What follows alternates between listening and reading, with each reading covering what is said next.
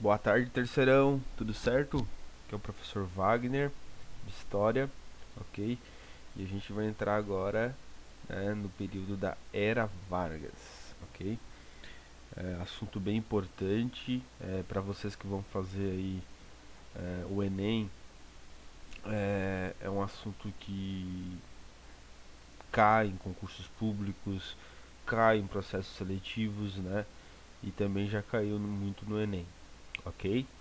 Então, o que o professor vai fazer? A gente vai fazer agora a Revolução de 30 e nessa mesma aula a gente vai fazer também o governo provisório. É,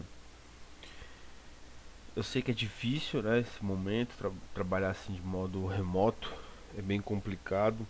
Até quem tiver interesse em fazer algumas aulas, o terceirão é bem difícil para fazer as aulas porque um trabalha, outro não, né? Eu tento fazer dessa forma porque eu tento, né? Dessa forma eu alcanço vocês em diversos momentos, né? Muitos trabalham, então não tem uma disponibilidade de horário tão tranquila. Então, o que que o que ocasionou a Revolução de 30, né? A gente estava falando, aliás, a gente falou de várias depois da proclamação da República. Nós falamos de várias revoluções, vários levantes, né, que aconteceram durante a República Velha, a República Oligárquica, né?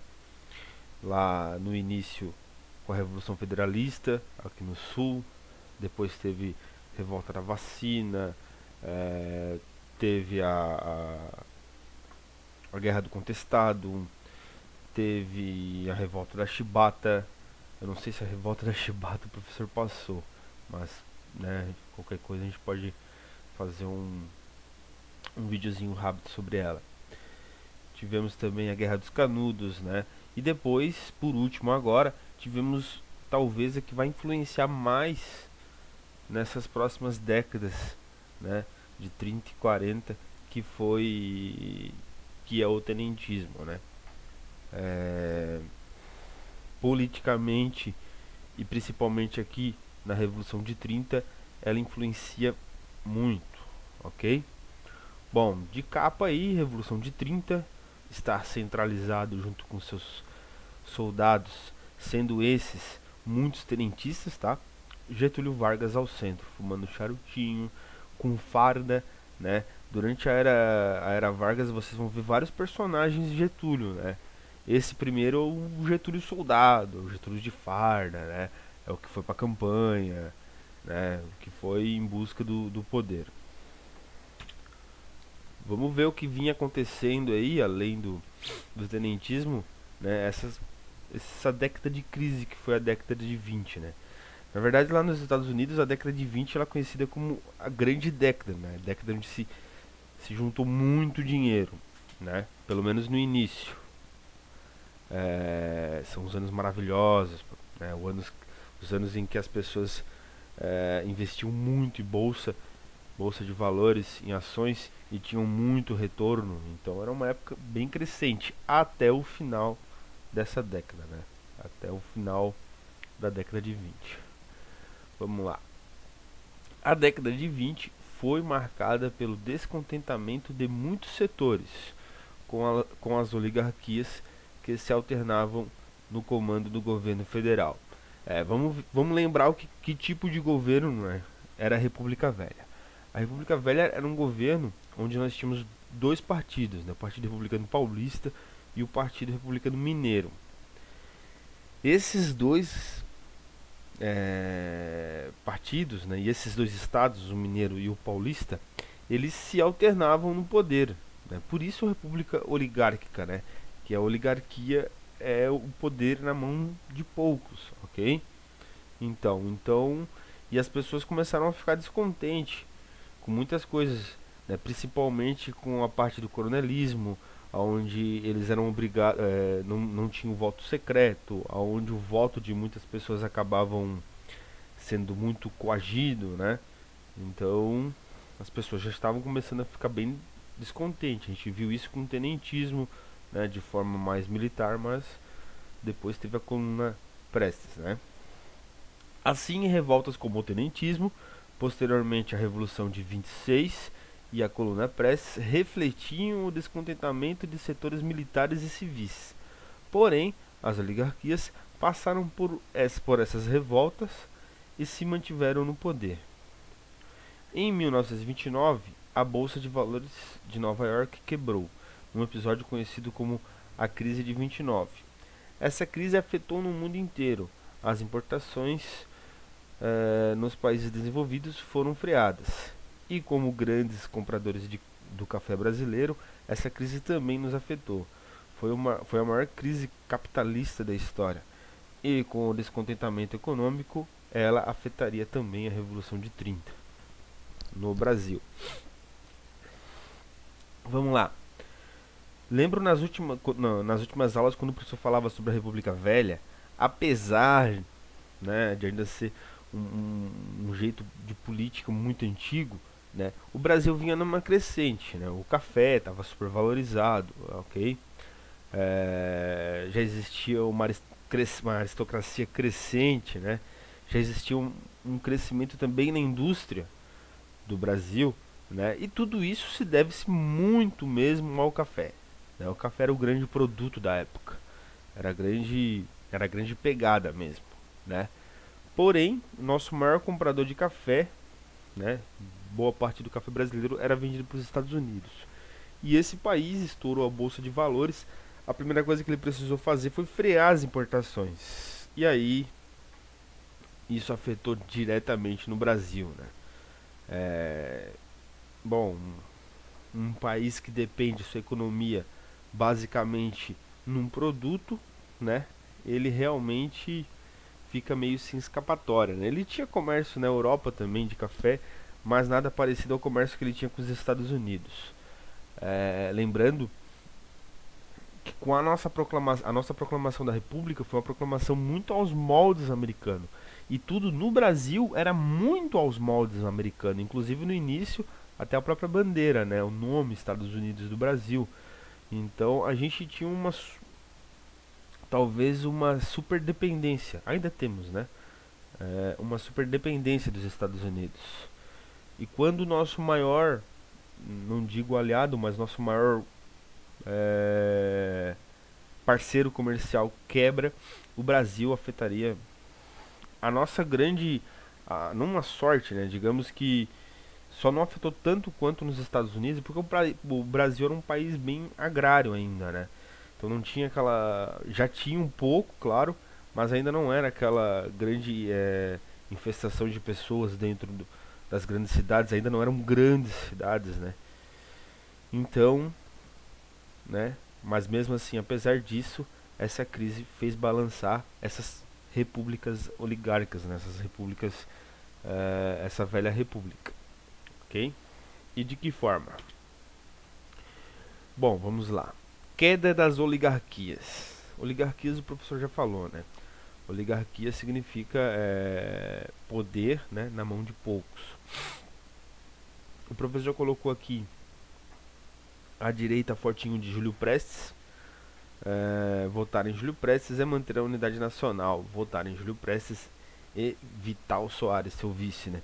O Júlio Prestes era do Partido Republicano Paulista, ok? No entanto, o presidente em exercício no momento era Washington Luiz, também do presidente republicano paulista. Então, o normal seria agora que os paulistas passassem a vez para os mineiros e que fossem, né, dessa vez, um presidente do Partido Republicano Mineiro. Vamos lá. Além da crise financeira, uma crise política seria decisiva para o desenrolar da Revolução. Lembrando que a República Oligárquica fazia uma espécie de rodízio da presidência, né, assim como o professor falou, entre paulistas e mineiros. Nas eleições de 1930, o presidente em exercício era Washington Luiz, do Partido Republicano Paulista. Então, era a vez do partido nomear um mineiro para a presidência. Quebrando o antigo acordo com as oligarquias, Mineiro com os oligarcas mineiros, os paulistas nomeiam como candidato o também paulista Júlio Prestes, do PRP, causando uma crise entre os dois estados. Então, os paulistas eles romperam esse antigo acordo, então se soma aqueles outros problemas, ainda uma crise política, né? Então, nesse momento, né, mineiros meio que estão rompidos com os paulistas e precisam migrar tipo de política. Por quê? Porque os mineiros sabiam como era a antiga maneira de fazer política no Brasil, né? Sabia do poder dos coronéis, né? Do voto, é, não por obrigação, mas do voto, como é que eu posso dizer?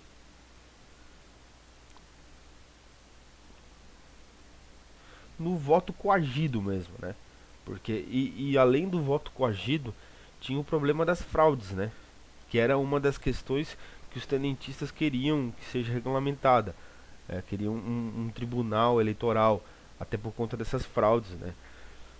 Lembrando que na época haviam cidades onde, né, hoje a gente ouve um pouco disso ainda, mas onde votavam mortos, né, pessoas que já tinham morrido votavam, ou cidades com 3 mil habitantes tinham 4, 5 mil votos, então havia muitos fraudes eleitorais, né.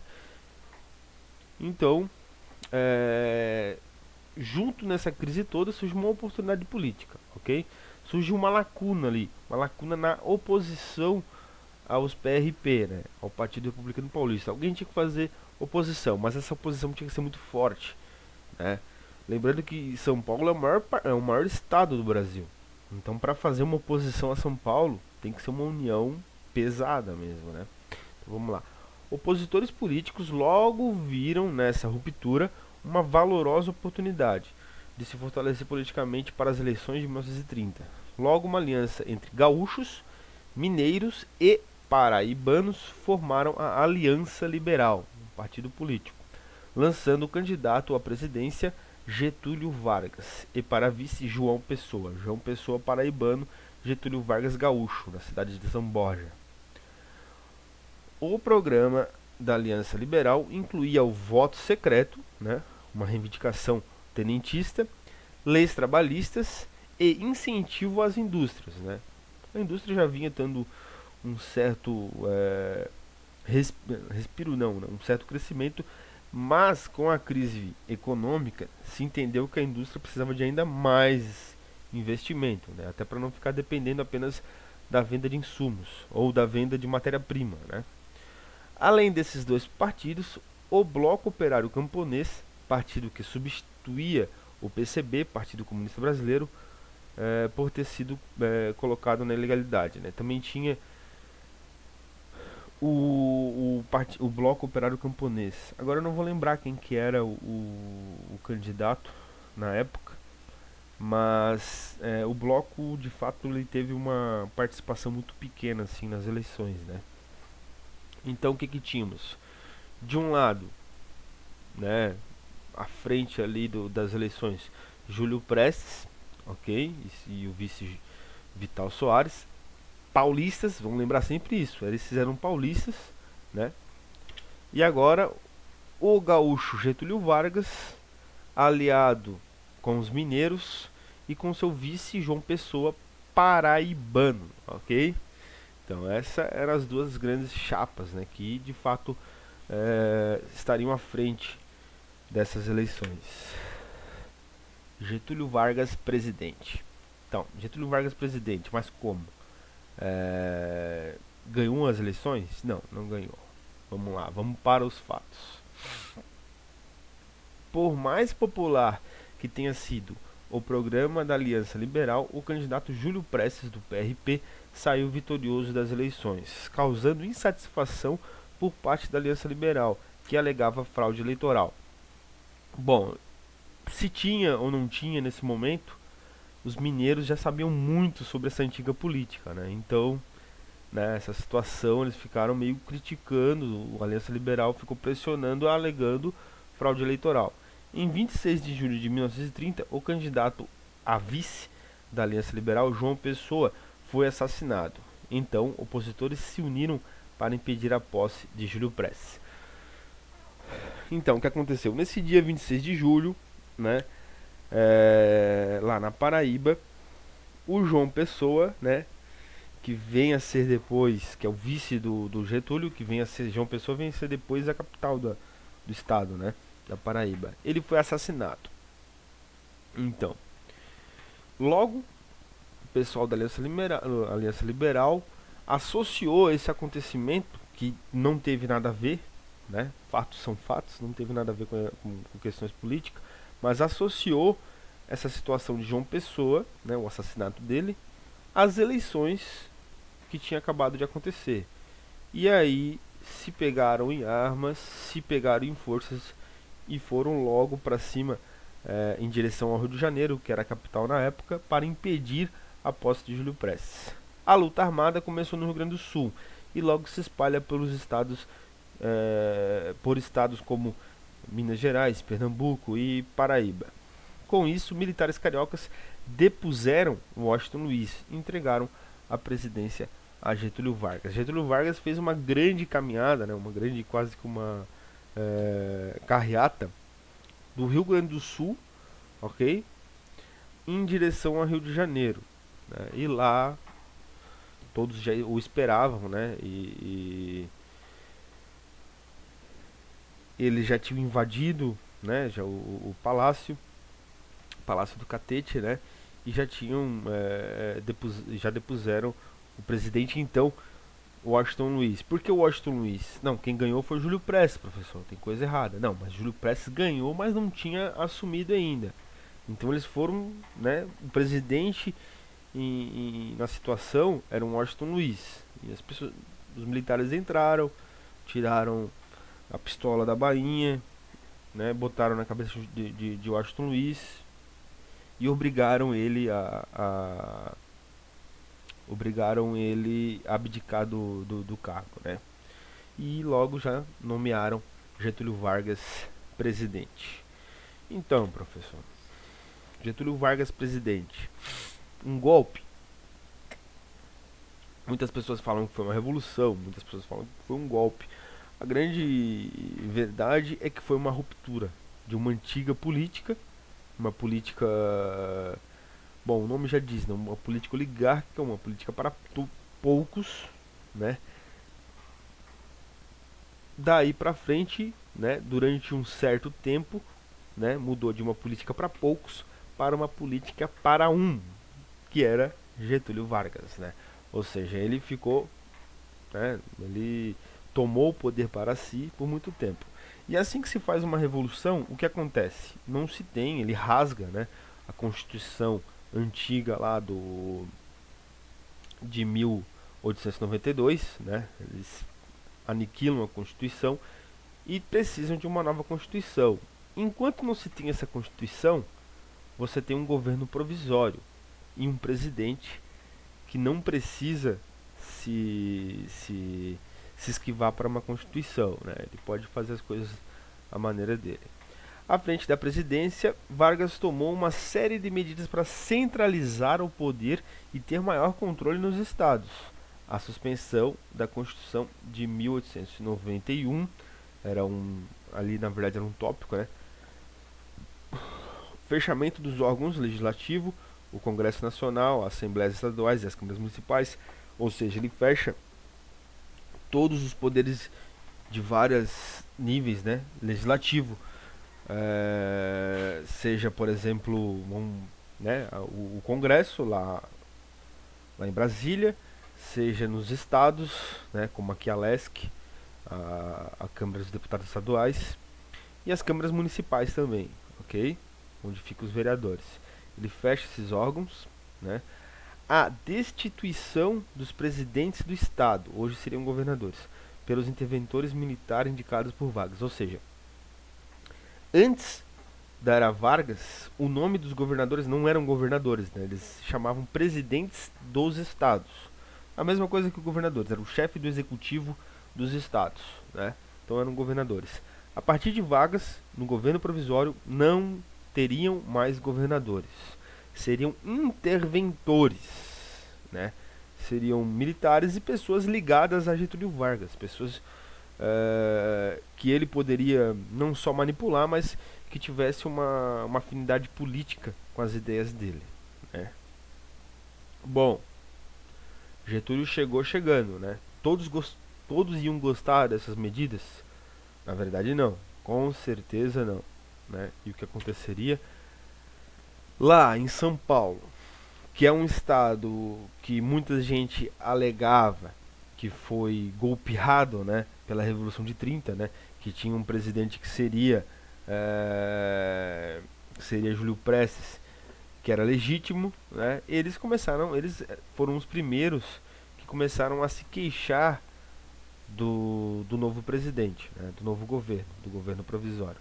Em São Paulo, os representantes políticos não estavam nada felizes com os interventores nomeados pelo presidente Vargas, que no geral indicavam um não paulista para o cargo. Em São Paulo ainda tinha isso, né?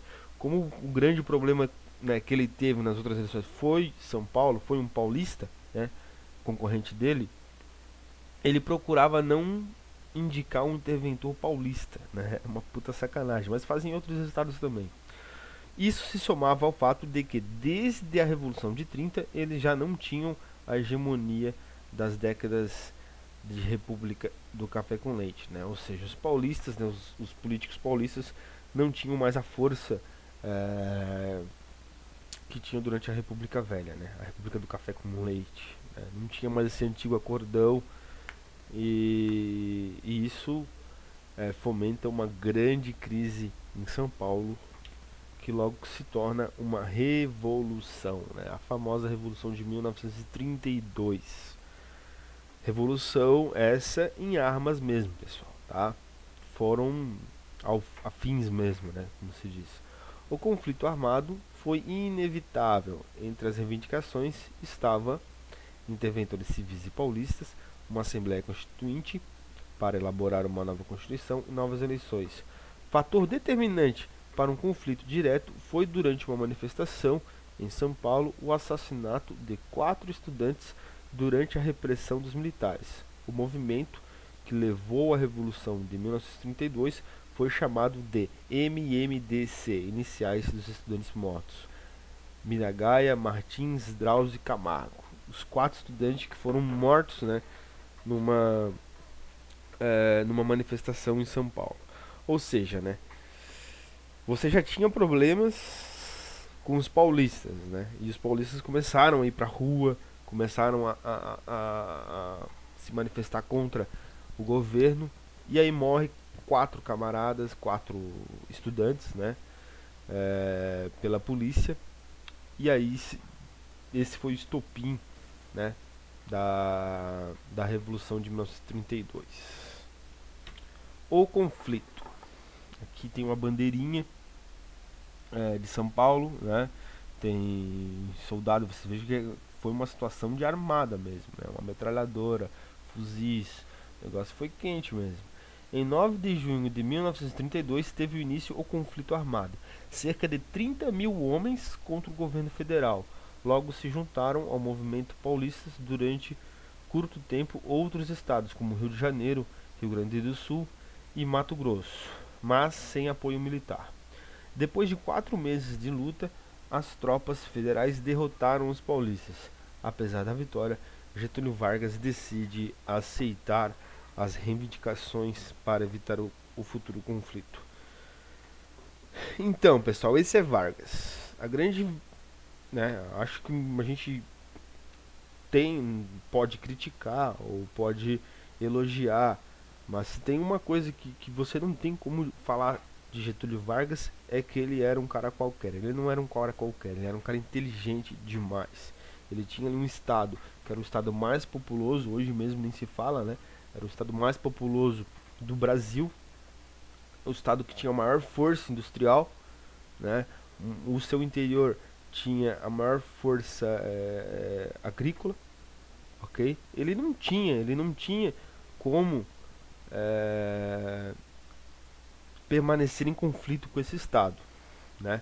Então, apesar de venceu os paulistas, sim, bombardeou São Paulo, né? Bombardeou, não estou falando modo figurado não, é literalmente, ele bombardeou São Paulo.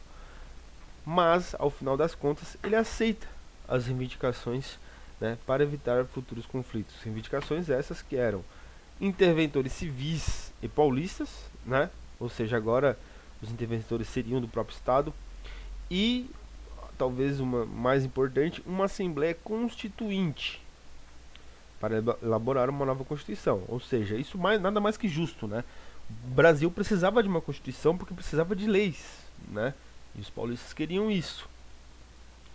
E Getúlio cedeu, né? E a outra reivindicação eram novas eleições também, nada mais justo, porque a gente tem que lembrar, justo, né? A gente tem que lembrar pelo menos que Getúlio não foi eleito, né? Getúlio, ele tomou o poder. Então, novas eleições, né? Um governo provisório, ele tem que, né, logo fazer eleições. Se o país é democrático, essa é a normalidade, né? E vocês vão ver que ele aceita essas reivindicações, né? E logo ele começa a manobrar também contra elas, né? A Constituição, essa Revolução de 32 também é conhecida como Revolução Constituinte, né? É, porque era uma das reivindicações, né? E a respeito das eleições, no próximo episódio a gente vai falar sobre o governo constitucional, né? E vocês vão ver as coisas que vão realmente se vão se guinar a favor de Getúlio Vargas para que essas novas eleições, né, para que algo de especial aconteça para ele nessas novas eleições. Pessoal, essa semana vai ser isso, ok? Na outra semana a gente vai falar sobre o governo constitucional. Eu ainda estou analisando se vou colocar junto com o Estado Novo, que seria a sequência da Era Vargas. Provavelmente não, provavelmente a gente vai falar só do governo constitucional. Mas isso não será semana que vem, vai ser na outra semana ainda, na outra quinzena. Porque semana que vem o professor vai passar apenas recuperações para aqueles alunos que ainda não têm nota ou têm poucas notas, né, no semestre passado, no semestre passado para fazerem, ok? E na outra quinzena a gente vai começar o governo constitucional. E essa semana o professor vai passar uma atividadezinha sobre a Revolução de 30. O professor vai compartilhar com vocês ali dentro do documento uma cruzadinha bem tranquila de fazer, daquelas que a gente já fez antes, né? Acho que sobre a Revolução Russa.